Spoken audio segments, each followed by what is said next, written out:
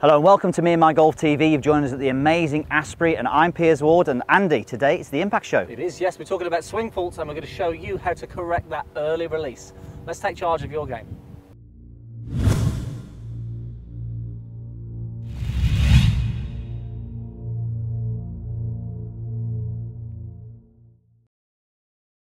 Okay, so it's time for the Impact Show. This is where we answer questions on your golf swing to help create more impact in your game. Yes, if you want to go to Facebook, Instagram and Twitter, post your questions on today's topic. We could be answering your questions on your game and hopefully helping you this season. Absolutely, use the hashtag Impact Show. So we have actually changed the Impact Show slightly in that, obviously, yes, we're going to have our tip on YouTube, but also we're going to have 4 more tips at meandmygolf.com. So we're going to make sure, so when you've watched this video, click on the link you'll see in the outro at the end of the video, go to meandmygolf.com, sign up for the 7-day free trial if you're not already a member, and actually have a look at those other 4 tips. We've got some really good ones for you. So many questions coming in, we want to answer as many as we can, so it's a great way for us to carry on and just answer more questions for you guys. Absolutely, we want to give you as much information with us in our brains as possible. And also, guys, before we get started, we know that a lot of people have been posting their comments on how well they're playing at the moment, and maybe some people not playing so well, but you know, we're in the middle of the season now, everyone's playing golf, so let us know let us know how well you're doing, give us your feedback. You know, if you're beating your friends now, you're winning competitions, you're getting your handicap cut, let us know, send us your pictures through to Facebook. Yes, so if you're at a hole-in-one, please don't send it to us, because I've still not had one, but yeah, any other achievements, they're fine to send through. I don't think he's got come close, he's played a lot of golf recently, Miguel's been doing well with it. Miguel's had a few, hasn't he? 3 in a week, or 3 hole shots in a week anyway. Alright, so today's topic was all about swing faults. So we have 12 swing faults at meandmygolf.com. And the swing faults, you know, some of you guys may well be doing some of these swing faults without even realising. 100%. But, you know, a lot of people, obviously, everyone's got swing faults. So we thought we would go through some videos, we'd actually pick some of the swing faults, or you guys would pick the swing faults, and we give you some tips, some drills on how to sort those out. Yeah. So the first one we're going to do is for Paul Hamilton. Now, Paul, he's picked the early release fault. So early release, we'll talk about that in a moment if you're not sure what that is.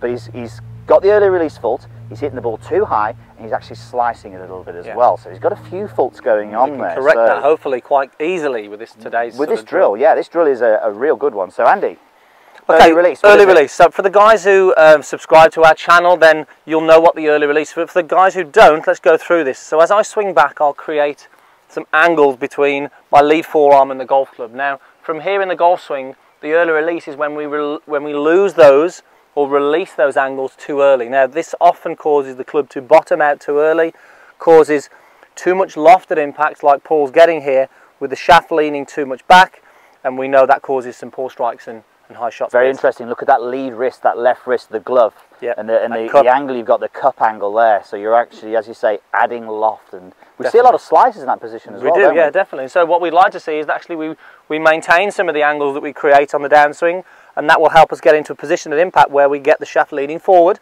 and we create a little bit less loft. This will help us get that ball turf strike that we want, Piers, but also give us a much more penetrating ball flight as well, help us hit the ball a little bit further. Okay, so what we need to do is that when a lot of people try to get rid of the early release, this side of the golf course comes into play for the right-handed golfer, so they tend to leave it out to the right a little bit too much.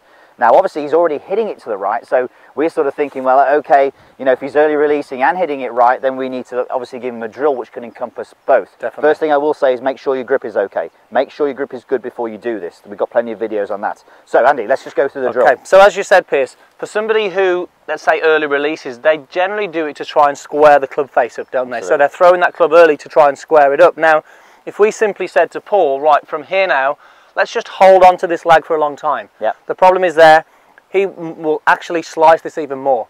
So we have to give him a drill that, yes, can help him retain some of the angle, but B, square the club face up.